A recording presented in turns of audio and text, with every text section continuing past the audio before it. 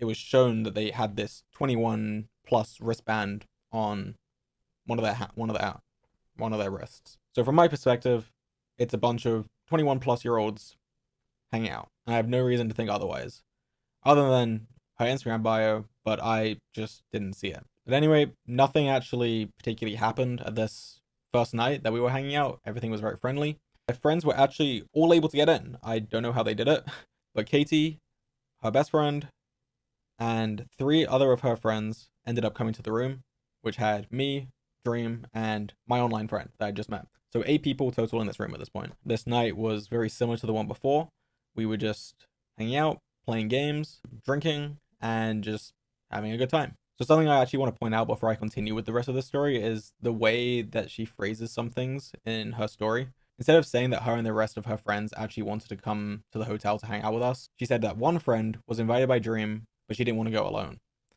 So then they decided to go along with her because they were willing to go anywhere. I just think it's important to note already that the story is slightly different from the reality of it, and I'll be mentioning this a few more times throughout the rest of the story. You can see in these screenshots from the text at the time that they were all trying to come to the hotel, and it wasn't just oh, we're willing to follow her, essentially. They were all in the group chat and part of the discussion to go to the hotel. They had actually texted multiple times, specifically wanting to play this drinking game that we had played the night before. And at this point, I was pretty drunk, and so was basically everyone in this room. It was the last night of VidCon. VidCon's a pretty stressful time, and honestly, a lot of people are happy when it's over. Not that they didn't like it, but it's just a stressful event. There's a lot that you have to do, and when it's over, you're just happy and you want to celebrate. So at this point, we then moved to the couch. There was a couch in the room, and I sit next to Katie. She also says, looking back on the scenario, that she confused her nerves for excitement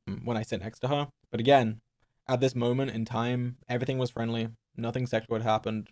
I'm just literally sitting next to her on the couch. And during this, she was laughing, smiling. She gave no indication that she was uncomfortable with me sitting this close to her. She also mentions that she was thinking about my age and that I was a lot older than her.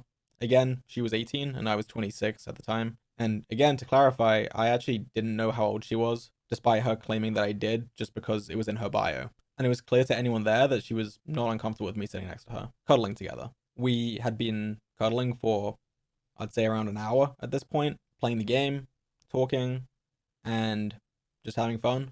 And for clarity, I had my hand around her waist above her clothes. So with her statement where she's saying that she's resorting to playing games on her phone, I just don't really understand it. And I think that the picture that she's painting is really dark, when in reality she seemed very happy with the situation, was having a good time.